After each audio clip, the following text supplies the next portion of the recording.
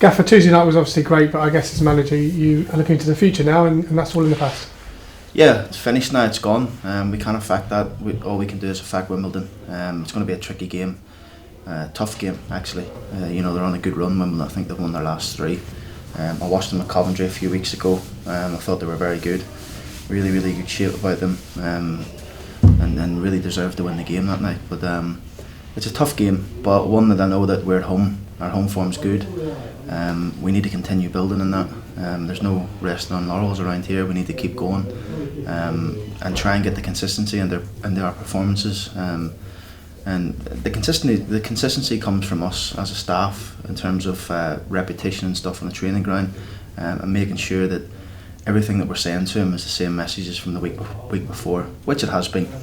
But we just need to keep my foot on their necks now and make sure that they can go and produce again. Because everyone's confident, they're all confident at the minute, and it's just about putting the performance on the pitch, which I'm sure they will. Yeah, do you think AFC Wimbledon will differ too much from the EFL Cup tie? Will that make no resemblance to this game at all? No, they're similar to that. It's a similar sort of team. They'll play in a similar sort of way. They've got threats, but so do we. So it's important that we nullify their threats. I know that Lyle Taylor's in good form, scoring a few goals, and everybody knows about Tyrone Barnett, who's coming back to his old club. So we need to look after them too, up the top end of the pitch, which I thought we done well the other night. So if we do that again, it'll give us a platform to build from.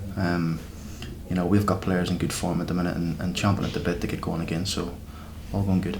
Yeah, will they be a similar approach, do you reckon, to what Northampton produced, particularly in terms of getting the balls in the box? No, they're probably more like a Bury, I would say. They're that sort of. They'll set their team up exactly the way Bury set up against us, in a similar sort of formation. Whether he changes it, I don't know, but I wouldn't imagine they would if they run their own. I'm sure they're confident at the minute as well. So, listen, whatever team they put out is, it's not down to me, it's down to their manager. But all I need to do is make sure my players are focused and ready to go again, because this is a massive game. There's no two ways about it. Northampton was big. This is massive, because people look at you from the outside and think, can they go again? Can they win 2 league games in a row? I know we can. The players are going to be fully aware of it this morning, that what's expected of them tomorrow. So it's a big game for us, and we want to keep building on what we're doing. I feel as if everything's getting better at the minute. Our fitness levels, our home form, and we just need to make sure we start putting a little run together now. So that's the plan. Yeah, Michael Bostwick hasn't played midfield for probably a number of years. Ducked to water when he went into that position on Tuesday night, and I guess that's what you want from someone like Bozzy.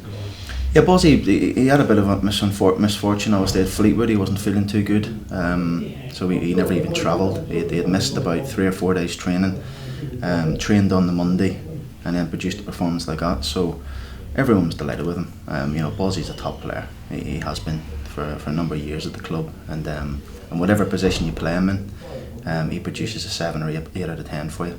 So we all know Michael Bostwick's a good player. He come to the club as a midfield player. I did say, would I play Bozzy there?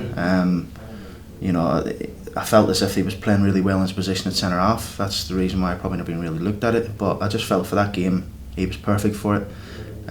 Whether he plays there again tomorrow, we'll wait and see. Shaquille Coltest obviously came off. It wasn't as bad as first feared, but I guess with a hamstring injury, you have to be very careful there. Yeah, it's not too bad. It's not too bad. I think he's gonna make it for the weekend, which is great. So we just need to be careful with Shaq, whether I start him, whether I bring him off the bench. That's the decision I've got to make. But pleased it's not too bad. It was a similar sort of thing that one of the other players had, who missed a couple of days training and was back fine with it. So really pleased it's not too bad, because obviously we're a bit stretched up there in the forward line at the minute. Yeah, I think everyone agreed that Paul Taylor's performance was excellent on Tuesday night. One thing missing, of course, is a goal. You've got Tom Nichols and Shaquille Coltest scoring. How pleasing would it be to see Tails get one tomorrow night? I'm desperate for him to score, but I'm going to question him this morning. I don't know whether he's hungry enough to shoot. I think that's his problem at the minute. He's got everything else. He did have 3 or 4 shots the other night, but someone with Paul Taylor's ability could be shooting 6, 7, 8 times a game for me.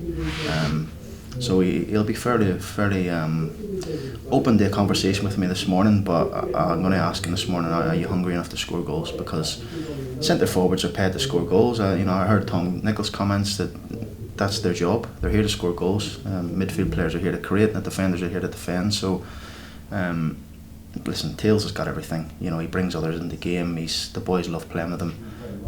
He can turn people on a sixpence, but we just want to add some goals to this game now. And Tails has been working hard in training. He wants to score goals, but it's sometimes, as you see with our centre forwards, it takes a while for something to drop to you, and then you go on a run. But I'm sure once he gets one, he'll start firing them in. Yeah, that Tom Nichols goal, was that a pleasing goal to see? Not just because it was Tom, but the way that, you know, obviously ball come into box, 6-yard boxes.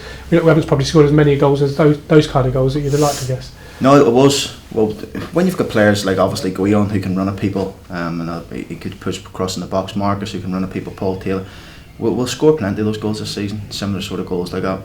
It's getting people in the box to put them in the net. I think Tom had one probably 5 minutes beforehand where he missed it on his left foot, and then Tails, keeper, made a great save from Tails.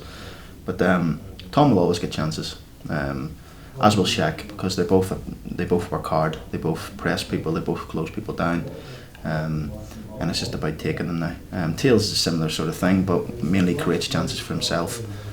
So I'd like one of his shots to go in, but as I say, I would like him to start getting more shots at goal, because I feel as if he can do that in this game. Yeah, and just finally, Marcus was one of a number of players that were carrying knocks on Tuesday. Everyone else okay at the moment? Everyone's fit, fine to go. So which is really pleasing. Looking forward to the game. I'm hoping the fans can come back in good numbers and support us again, because it didn't half make a difference. You know, just to the atmosphere, to the players in the second half.